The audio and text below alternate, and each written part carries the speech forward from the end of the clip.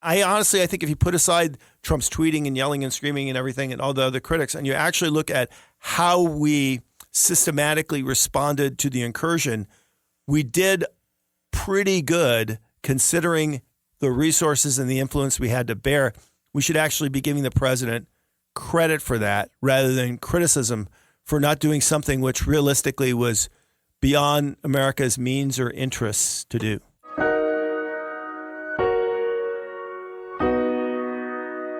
From the Heritage Foundation, I'm Tim Descher, and this is Heritage Explains.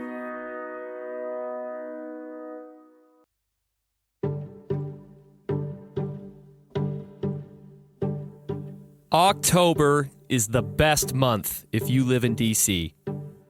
The temperature is relenting, the autumn leaves, apple picking, pumpkin beer, and of course this year, the Nationals are in the World Series. But October 2019 has also been dominated by other news items. No, not impeachment, Syria. We want to, though, get to that major U.S. policy change in the Middle East that we talked about at the very top of the show. Late last night, the White House announced that U.S. troops are beginning a withdrawal from northern Syria near the Turkish border. It began this morning, Turkey launching a military assault in Syria that they'd been telegraphing for a day or so against a Kurdish fighting force that has been a critical ally of the United States and that U.S. troops have been working alongside for the past 5 years. As you are probably aware, President Trump received significant criticism from voices both on the left and right here in D.C. This is the most screwed up decision I've seen since I've been in Congress. To abandon them is really the height of I don't even have words to say what it means that we have abandoned our allies to be slaughtered by the Turkish military. What we did in walking away from them was two really bad things. One was to essentially convey the message to them and to any potential ally around the world. When we wake up on the wrong side of the bed and decide our relationship is over, we're ending it on the spot and leaving you vulnerable to a brutal assault, which is what Turkey is now engaged in, to slaughter these Kurds. The second reason it's so dangerous is because the fight against ISIS is not entirely won. There are 10,000 or more ISIS prisoners who had been in Kurdish custody, who now will be either released or escape because the Kurds have no choice but to defend themselves. But President Trump dug in. I feel that we are doing the right thing, and I think the country feels that too. We've had tremendous support outside of the Little Washington area, and even in Washington, people are saying you're doing the right thing. Has to be done, otherwise you're never going to do it. At the same time, we're dealing with both sides. We're going to see what we can do. After a few days of fighting, the Trump administration was able to negotiate a ceasefire between the Syrian Kurds and Turkey. And in spite of some scorn from the Kurds, the U.S. troops based in northern Syria have now withdrawn to Iraq. But as you know, context is everything. And if you're like me, this is a very tough situation to wrap your head around without context. That's why it's important to clear the record. Now, we're probably asking some of the same questions. How did we get here? Who are the Kurds? What is our interest in Syria? Is Trump really abandoning allies, leaving them for slaughter? Our good friend of the show, Dr. James Carafano, joins us this week to answer these questions. He works here at Heritage as the Vice President of the Davis Institute for National Security and Foreign Policy. He's also the E.W. Richardson Fellow. This week, he explains. Jim, catch us up just a little bit. For those of us who stick to schedules and have lots of things going on the day, it's hard to know the nuance. We read the headlines and we hear the news, but we don't know the context of it. So maybe you could start with why we are in Syria to begin with. The United States has been a force in the Middle East for many decades. Syria has always been our enemy. The Assad family, which kind of runs the country like their own little mafia kingdom, They've always hated Americans. In fact, every terrorist that you ever imagined that was on the terrorist watch list, that's where they retired to. It was like a little terrorist Disneyland. Nobody cared because Syria really didn't impact America's ability to accomplish what it needed to do in the Middle East. It was always in Iran's orbit. It was always in Russia's orbit. It was kind of tucked out of the way. So how did we get involved? And it's really the confluence of two happenstances. One is it's the way Obama came out of Iraq. If you remember, after the Iraq War, there was a Sunni insurgency. We flattened the Sunni insurgency. Everything was calm. We had a U.S. occupation force that was still there of several thousand troops, and the Obama administration decided to withdraw them. And the problem is when they withdrew them, essentially all the pieces were not in place for long-term sustainable security. So it's like he ripped away the safety net and then said, well, they're on their own. And at the same time that happened, the Arab Spring erupted, and there was a civil war in Syria.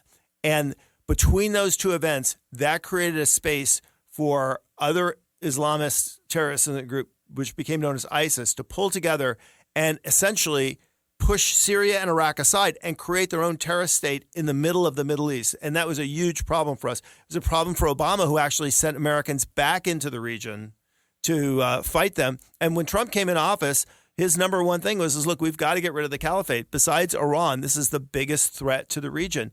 And they went to him, and the Pentagon said, look, if you want to get rid of the caliphate, half of the caliphate's in Syria, their capital is in Syria. We're going to have to put people in Syria to fight these guys because nobody else is willing to do that. So we put a few hundred troops in Syria. They partnered with a group called the YPG, which is an armed militia. And using the YPG essentially as a surrogate, we were able to take down the caliphate. And after that happened, the president asked a natural question. He said, okay, let's get out of Syria now. I mean, we don't have an interest in being there. And a lot of people said, oh, no, there are still things going on where it's in our interest that we should stick around. We don't want the caliphate to come back. We don't want the civil war to produce millions of refugees. We saw what that happened. It destabilizes the region. They flood Western Europe. They destabilize Western Europe. It's bad for our allies. And Iran is trying to take advantage of this vacuum to essentially establish a footprint in Syria to make it a platform to threaten Israel. So how many troops are we talking here? Initially went into Syria. So the U.S. government never really gave us official numbers, but this is a few thousand troops, which meant that in any one part of Syria, whether it's the north or the south, there was maybe a handful of a few hundred U.S. troops, a very, very small contingent. And you might ask a question like, how could that possibly happen? How could a few hundred American troops parachute? Well, they didn't actually parachute in, essentially go into the middle of a war zone and fight a war against the caliphate and get away with it? And the answer is really simple. It's because nobody wanted to see the caliphate win. Not the Russians, not Assad, not the Iranians, not the Turks, not the Israelis. Nobody wanted that to happen. And they were perfectly willing to stand aside and let the U.S. essentially fund the YPG to go out and attack the caliphate and get rid of it. But I think a lot of people misread that whole lesson as somehow the United States was determining the fate of Syria, and that a couple of hundred guys are anything more than a speed bump to the civil war in the country, because they weren't. The only reason why people left us alone is because we were doing their dirty work and fighting the caliphate for them. There's a lot of terms that you hear when you consume the news but don't have context to it. The thing that I've been confused about, and a lot of people have, are the Kurds. Right. Back in when we were the war in Iraq, we had the Kurds as our allies. They were helping us fight. And so can you help clear that up for me? Are these Kurds the same Kurds as the Kurds in Iraq, or are they different? So Kurds are a broad ethnic religious group which is really scattered throughout the region. There are Kurdish populations in many places. In Iraq, they're actually a semi-autonomous region within the state of Iraq called Kurdistan, right? So when we think of Kurds, those are normally the Kurds that we think of. We partnered with the Kurds during the war. We partnered with the Kurds in crushing the Sunni insurgency in Iraq. Those Kurds have hosted many refugee populations, including ones from Syria, including the Yazidis and Christians and other minorities, as well as Kurds from Syria that they hosted in Iraq. There is an indigenous Kurdish population in Syria. And here's, I think, where people kind of missing the boat here. They've always been there. So when Assad ran that country like a dictatorship, they lived under Assad. And you know what? They were perfectly fine with that. They didn't have a problem with Assad. When the civil war broke out, they didn't declare war on Assad. they didn't fight for Assad. They just kind of stepped out of the way, and they were kind of neutral in the civil war. And they were happy to not really kind of side with anybody. The reason why they sided with the United States is because when the caliphate came in, the caliphate was killing these guys. And they're like, we will partner with anybody that will help arm us to fight these guys back because they're killing us. The reality is, as all this talk of ethnic cleansing, everything else aside, there's a Kurdish population in Syria. It was there before the Civil War. It's there during the Civil War. It'll be there long after the United States and the Turks are gone. The area that the Turkish forces are moving into is not the entire Kurdish area. And the Kurds will do what the Kurds always do. They will find a way to survive. And I think the other thing we do is we conflate all these different terms. There's a population in Kurdistan. There's a group called the SDF, which is a political group, which doesn't necessarily reflect the views and opinion and governance of all the Kurds. And then there's the YPG, which is an armed militia that works for the SDF, right? So we just say Kurds, and I think we use that term very, very loosely. Have you heard of Jarrett Stepman's new book called The War on History? So for those who don't know, Jarrett is the co-host of the podcast here at Heritage called Right Side of History. And we've talked about it here on the show before, but basically, he's now brought this podcast to book form. Now, this book is an awesome read. It spells out the left's strategy and exposes how they are trying to change our history so they can then implement their agenda to completely change the fabric of America. That's why he uncovers several different issues in this book. He goes into the war on the common man. How about the war on the South? Or how about the war on Thanksgiving? Or the war on the founding? All of these issues are things that make up our unique American exceptionalism. And it's a very, very important read. I want you to get this as Christmas gifts for people. So head over to Amazon and type in The War on History, The Conspiracy to Rewrite America's Past by Jarrett Stepman. You're not going to be sorry. Pick up a copy today. All right, let's get back to our interview with Dr. Carafano. In your recent piece in Fox News, you say that we didn't okay this, but President Trump didn't help it. So what is his responsibility here, and why are people so upset with him over this? Right. So the reality is the area we're talking about is the border between Turkey and Syria. And from Turkey's perspective, that border is uncontrolled. The Syrian government doesn't control its own border. Terrorists can slip back and forth. Refugees pour in and out. And for their own security, the Turks would like to control that narrow strip of land along the border. Now, look, I was in the military for 25 years. I know how military operations work. This notion that somehow the president of Turkey, Erdogan, picked up a phone and said, hey, I'm going to invade. And Trump goes, oh, yeah, fine, no problem. And the next day, thousands of troops. That's not how it works. If you're going to do an incursion like that, that's weeks, maybe months of planning, organizing, logistics. This isn't something the Turks just thought up overnight, right? We've known the Turks have wanted to do this for a really long time. We've actually worked to try to deter them and get them not to do that. So and we actually have evidence that shows the president did not greenlight this. The Turks just said, we're doing this. And I think from a U.S. perspective was, what were we supposed to do? We have a handful of soldiers on the ground. Why would the United States try to interpose them between a shooting war between Turkey and the YPG when at the end of the day, Turkey is just taking a buffer zone. It's not invading and destroying the YPG. We don't really have a vital interest between the two parties. We'd like to see them not fight with each other, but we're not on one side or the other here. Those few hundred soldiers, they weren't going to do anything. I mean, if you thought the Alamo was bad, I mean, those guys would be a postage stamp. And here's the other thing. The Turks knew that we were not going to stand and fight because it made no sense why Americans would do that. It didn't make military sense. It didn't make political sense. So even if Trump had said, no, I'm standing there and I'm not pulling those troops out, the Turks would have gone in anyway, and they know it would have happened, which is the American troops would have withdrawn. Because, look, we have to protect our troops. That's job one. So to say that somehow Trump caused this is just simply wrong. the challenge from the beginning is, how do we continue to protect our interests, and how do we best utilize the small forces that we have and our political authority, our diplomatic authority. And I honestly, I think if you put aside Trump's tweeting and yelling and screaming and everything and all the other critics, and you actually look at how we systematically responded to the incursion, we did pretty good considering the resources and the influence we had to bear. We should actually be giving the president credit for that rather than criticism for not doing something which realistically was beyond America's means or interests to do. We had talked about this, and you mentioned it a little earlier in this interview.